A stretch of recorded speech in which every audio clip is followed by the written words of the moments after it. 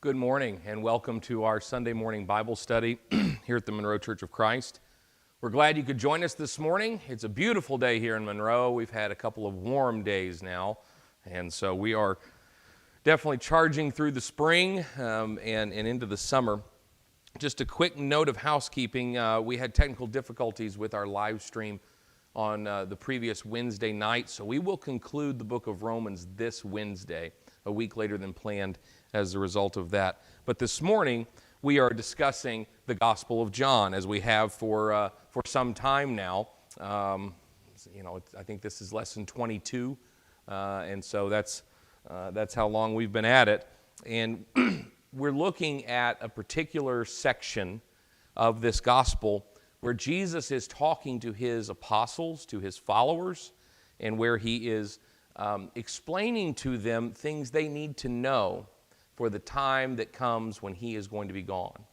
And that's quickly approaching for him. So as we read this, I do want you to place yourself in the apostles' position. I want you to try to put yourself in that place in time as a follower of Christ, the things that you would need to know as you're discovering and he is revealing what's going to be happening to him. And then also in a present day context, think of these words that are being shared with you in your own ministry and how that impacts your life in 2021 as a Christian in this world. Last week we talked about the vine and the branches and about the way we abide in the Lord through Christ and the way he abides in us through Christ and through the Holy Spirit and what it means to be productive as a part of that analogy, to bear fruit for the Lord.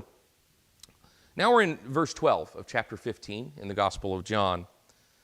This is my commandment, that you love one another just as I have loved you. This echoes what Jesus said earlier when he was washing the disciples' feet, where he said, a new commandment I give you, that you love one another, that you serve one another. And here he repeats that essentially and emphasizes, this is my whole message. If you want to know what to do as a Christian, what you should be doing, how you should be living, Jesus makes it abundantly clear. Follow me and love one another. It's that simple. Follow me and love one another. Verse 13, greater love has no one than this, that one lay down his life for his friends. So that verse is often quoted, and we talk about that in various contexts, that love is shown when people sacrifice for one another. That is at the heart of love. Love is a sacrificial act. It means putting someone else before yourself, putting your interests aside and caring for them. That's love. That's love in raising children. That's love in marriage. That's love in friendship. And Jesus says that when you lay down your life for your friend, that is the greatest demonstration of love. Now, of course, he is referencing the life he's going to lay down on their behalf and on all of our behalf, but he's also talking about how they are going to live and how they are going to be asked to sacrifice on behalf of the cause of Christ. Because look what he says in the next verse. You are my friends if you do what I command you. So I'm going to lay down my life for you because you're my friends. But you also will be laying down your life for me. By following after me, there's going to be sacrifice that occurs, that's asked of you. And we're friends. We have this bond, and we're closer than what they may have ever thought they were. Jesus deeply cared for them. And he says there's nothing greater when it comes to love that you lay down your life for your friend. That's the command I'm giving you. And Jesus said, I'm going to fulfill that example by laying down my life for you. That's essentially what he's implying. But also, because we're friends, and because I'm asking you to love one another, that implies I'm asking you to sacrifice yourself for the sake of others. And not just in life or death. Obviously, we know that all of the apostles, save for John himself, suffered tragic, untimely, horrifying deaths. They were all martyred in some way. John escaped that fate, though he did suffer greatly. And he probably would have rather been killed than what he suffered later in his life. But he says, you're my friends if you do what I command you. No longer do I call you slaves, verse 15, For the slave does not know what his master is doing, but I have called you friends, for all things that I have heard from the Father I've made known to you. So the servant is outside the house. They're not a part of the decision-making process. They're not even informed as to what's going on. They don't know what the master of the house is up to. They're not involved in the business of the house. Jesus says, you're not slaves to me.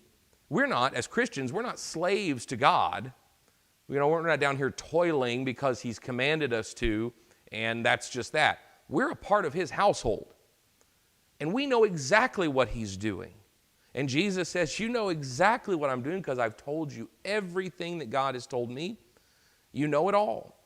You know the mysteries of salvation that comes through grace and faith and through Christ. Verse 16, you did not choose me, but I chose you and appointed you that you would go and bear fruit and that your fruit would remain, so that whatever you ask of the Father in my name, he may give you. This I command you, that you love one another. So he again emphasizes and reiterates, love one another. That's what I'm asking of you.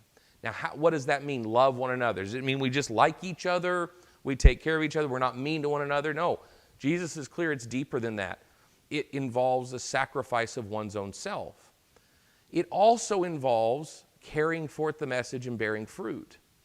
We love one another, not just our fellow Christians, but we also should love the rest of those in the world that we will encounter. Do we love them enough to share the gospel? That's really at the heart of this matter. Because he's telling them, you're not outsiders here. You're on the inside. I have told you everything God has told me. You have the gospel. You have the message. You have the truth. You have the way. Don't hold that for yourself. Don't hoard salvation. Share it. Love one another. Be willing to sacrifice yourself. Be willing to share the gospel with those who need to hear it. Now, here comes a passage that we'll work through the rest of our time this morning that is challenging for us.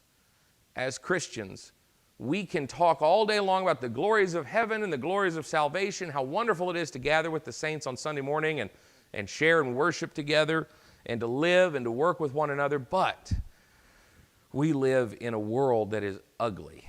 We live in a world that is full of pain, full of heartache, full of toil. You look at the Garden of Eden, and you see that Adam and Eve had this beautiful place to live. God made something comfortable and wonderful for them, and their days were filled with joy and praise and wandering through and not having to worry about one thing or another. Now, contrast that to what comes after. And what does God say when he casts them out? You're going to toil. You're going to work the soil. Your whole life is now going to be consumed with just survival. We don't think about that as much. We've built a pretty nice life for ourselves, especially here in America. And, we don't really, I know there's poverty and there's those who suffer, but by and large, we're a prosperous people. We go to the grocery store and we don't worry that the thing we want might not be there, except for toilet paper about 12 months ago. That was tough. But even then, eventually the shelves got refilled. And it's always there. It's amazing, really. We walk down the aisles and we pull things off the shelf, and by the next day, they're full again. How is it that they have everything that people want and enough of it? Well, we have we're very fortunate to live in a part of the world where that's possible. And so our days are filled with recreation. They're filled with work, and we do have to work and earn and live and purchase things and survive. But think about a couple of generations ago. My grandfather grew up on farms most of his life. His family picked cotton. All the children picked cotton. Their parents picked cotton. And they farmed in northeast Arkansas most of their lives. And when you think about that lifestyle, you think about waking up in the morning. You got to fix food for everybody. Nice big breakfast to get you through the bulk of the day in hard labor. And why did they do that? Well, the whole family focused on the crop and cultivating and harvesting so they could sell it, so they could have money, so they could survive. so they could buy food, or they grew their own food. Their whole life was focused on, how do we get through this day? How do we survive this day? And everybody worked toward that goal of just surviving. We don't think like that today. When I think, what am I going to do today? I think, well, I'll eat something. I'll go to my refrigerator, to my pantry, and I'll find food. Or I'll go out and get it somewhere. Or I'll order it and have it delivered. You know, we think about survival, but it's just part of life. We also think about going to work. We think about what we're going to do at work that day, the various tasks, and how we're going to spend our free time. We don't consume every waking moment with just the work of survival. Previous generations have had to. People in other parts of the world still have to. Adam and Eve had to when they were cast out.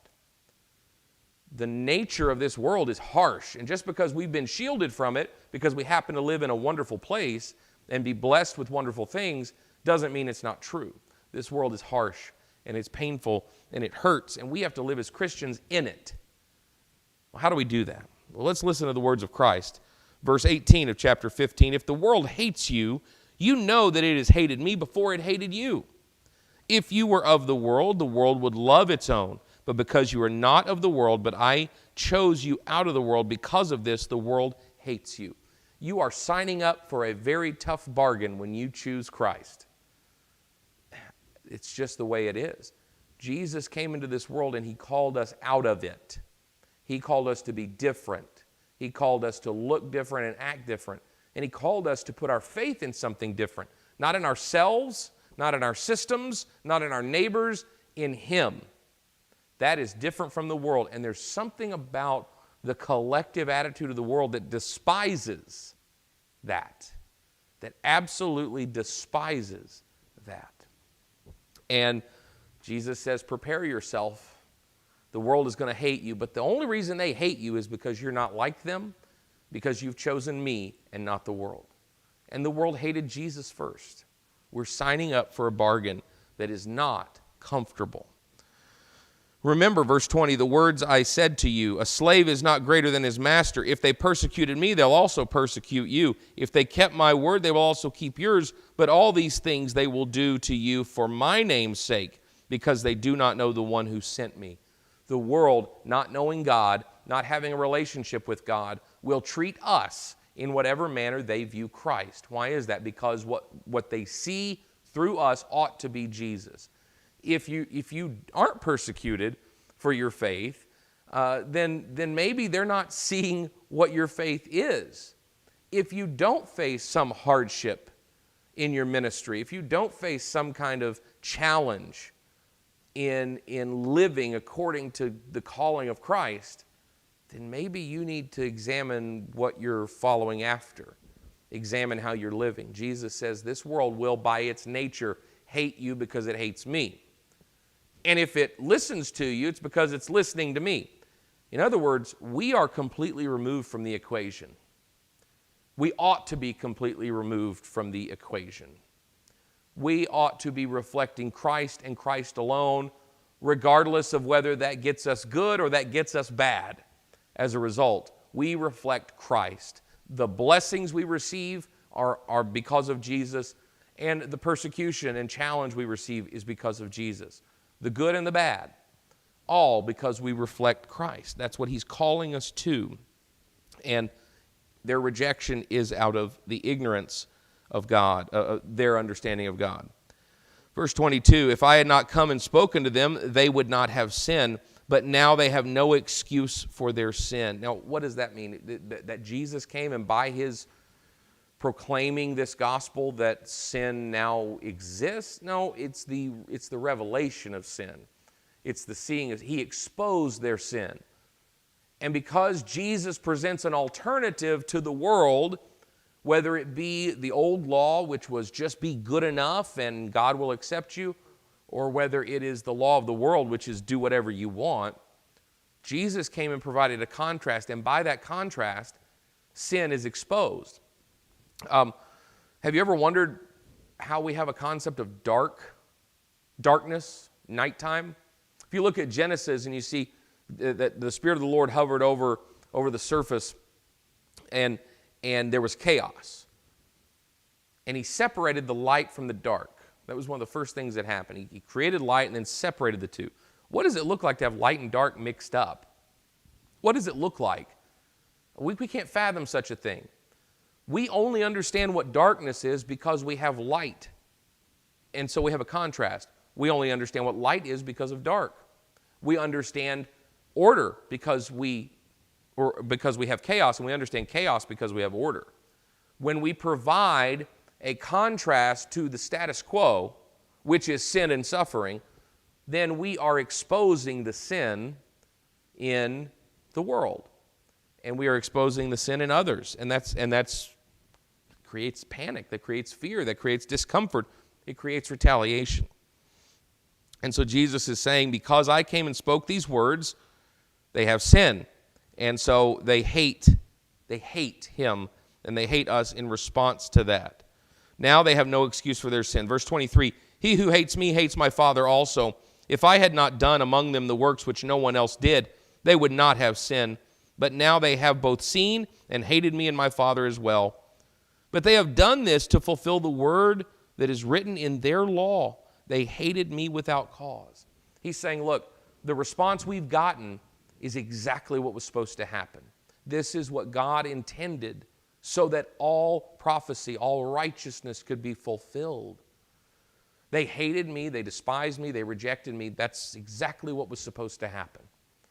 It's exactly what was supposed to happen so that we could get to this point, which very shortly will be the cross. Verse 26, when the Helper comes, whom I will send to you from the Father, that is the Spirit of truth who proceeds from the Father, he will testify about me, and you will testify also because you have been with me from the beginning. He mentions this Helper again. Previously, he mentioned this Helper or Comforter in some translations. That's the Paraclete. That is the one who goes on the journey, the one who bears the burden. This is the one that comes alongside us and walks with us, the Spirit. It's a gift from God. Jesus is no longer in this world. He doesn't exist in this realm physically as he once did. We have a hope in him. We have a hope of seeing him one day. We have a hope and a faith in God through him, but we have a Spirit living with us and in us and walking with us and guiding and comforting and protecting us. And that's what Jesus is talking about. And he comes from the Father. He testifies about Jesus. And all of this dwells within us who know Jesus. The warnings that Christ gives are very real and very present even for us. He's talking about some specific things to their moment in time. But as we look at this, we must also apply it to ourselves. A different context, yes, very different context. Even in the moments where we feel that faith, particularly Christian faith, is the most looked down upon, maybe persecuted or challenged in this world, we still have it way better off than they did then. We still have it way better off than the rest of the world would have at various points, when religion has been banned, when faith has been persecuted, when Christians have been targeted, and other religious groups throughout history. And so we apply what Jesus says, and we look at ourselves and say, we're making a bargain.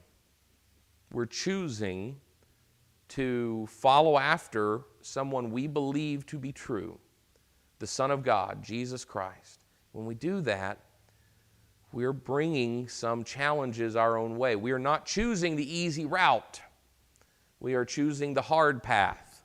We are choosing the way that says, I will proclaim this gospel because I believe it to be true, because I know Jesus, and through knowing him, I know the Father. Let's move into chapter 16 here, and the reason I do that is because it makes no sense.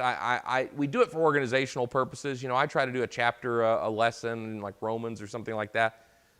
But I often will go back and read through the chapter divisions because they're just cut in. And often it's in the middle of thoughts, in the middle of points that Paul is making, or in this case, John. And it's important to blend them together and to look at them not in a vacuum. So let's look at chapter 16.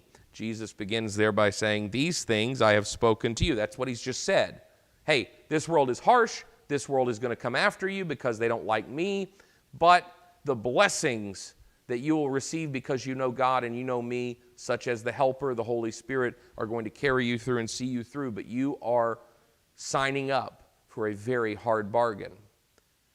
All of this he's preparing them for, and he says, I've said these things to you that you may be kept from stumbling. I don't want all this pain that's coming your way to cause you to waver, so I'm giving you a heads up. I'm giving you a bit of a warning. Our fourth child, our youngest, Jack, has been different than any of our other kids. He's been a challenging child. He can be difficult. He's very headstrong and very stubborn, and has some challenges with things like transition between activities. We have discovered, though we're not really perfect at it or good at it, our life can be kind of hectic sometimes with various activities going on and 3 other children and the nature of my job. And so we have tried to be very careful and make a concerted effort throughout the day. If we know what the day has in store, we kind of prepare him. And so in the mornings, he gets up, he eats breakfast, and I might say, now, Jack, in about half an hour, about 30 minutes, he's 4 years old now, in about 30 minutes, we're going to get in the car, and we're going to go run a couple of errands, okay? So that means we're going to have to get dressed and be ready to go, okay? That's in 30 minutes. And I remind him at 15 minutes, hey, in 15 minutes, we're going to leave. Hey, in 5 minutes, we've got to leave. Let's get dressed. I have to prep him and prepare him. We get much better results than if we just said, hey, man, it's time to go. Let's get dressed. That's just what works for him. And similarly, I feel like Jesus is doing that with us. He's saying, hey, I'm about to leave, and it's going to be left to you to carry this message to the world. You're going to be asked to sacrifice and love one another. You're going to be challenged and persecuted and hated. You're going to suffer at the hands of man because of me. And I want you to know that ahead of time so that you don't waver, so that you don't fall, so that you're not easy prey for this world. Verse 2, they will make you outcast from the synagogue. They're going to kick you out of the church. What if someone told you that the establishment and the community that you've come to know, your church perhaps, that following after Jesus meant you were going to get kicked out of your church? You're going to get kicked out of your social circle. You're going to get kicked out of your family, your community. That's what Jesus is saying. There was no greater shame than being expelled from the synagogue, from the place of worship. He said, you're going to be outcast from the synagogue, but an hour is coming for everyone, an hour is coming for everyone who kills you to think that he is offering service to God. Ooh, have we been guilty of that ourselves as Christians? Have we been guilty? And Jesus is kind of almost giving an out to these religious leaders and authorities and saying, they're going to think they're doing God's work when they put you to death. Do you think Paul, when he was previously Saul, the Pharisee, overseeing the killing and jailing of Christians, do you think he was doing that because he was an evil guy? No, he deeply believed in his heart that it was what God wanted him to do. Have you run across Christians that deeply believe in their heart that God's will was for them to tear down other Christians? I have. We have a lot of differences. We have a lot of disagreements. And some feel very strongly about it to the point that they believe it's their job to call out falsehood and mistakes and misinterpretations and practices that don't line up with Scripture, that it's their job to call that out. They will destroy other Christians because they believe it's God's will and their duty to God to expel falsehood, as they define it, from the church. Well, that's not what we're called to. We're called to love one another, and yes, we do need to be diligent about understanding and seeking the truth, but we do that in a loving, kind, and patient way. We talked about that in our Romans study a couple of weeks ago. Who killed and destroyed Christians in the name of the Lord? Well, it was people like Saul, people like the Pharisees and the high priests and the religious leaders. They think they're offering service to God. Verse 3, these things they will do because they have not known the Father or me. You know, to kill, to destroy, figuratively or literally, another Christian because you think it's God's will, that means that you don't really know God. Whew, that's a hard truth. That's what gives me some hesitancy sometimes, and ought to give everyone some hesitancy about calling out a brother or sister for something that they believe or practice, rather than a patient and diligent asking of questions and listening and discussing and studying together. When you call someone out in the name of the Lord, when you destroy in the name of the Lord, when you proclaim the will of God in your action, you're speaking for God. Be very careful speaking for God. Be very careful speaking for God, because if you're wrong, it means you don't know God. It means you haven't talked to Him. It means you don't have a relationship with Him. But, verse 4, these things I've spoken to you, so that when their hour comes, you may remember that I told you of them. These things I did not say to you at the beginning, because I was with you. In other words, I'm preparing you. I'm getting you ready. There's some bad things coming. There's some hard times coming for you and I today in 2021. This is a tough world. It's an ugly, harsh world. Be ready. Be ready and know what you signed up for. And how will we navigate it? We have to know God. We have to know His heart. To know Him means to know His Son. We have to know what we're being called to, know what's being asked of us, and be realistic about the challenges ahead of us. We need to be prepared. If you're not prepared for the battle ahead, you will fall. That's the warning of Jesus in chapters 15 and 16 of the Gospel of John. We'll continue this study next week, and we have worship coming up at 11 o'clock right here at the Monroe Church of Christ. We hope you can join us either in person or online. We look forward to it.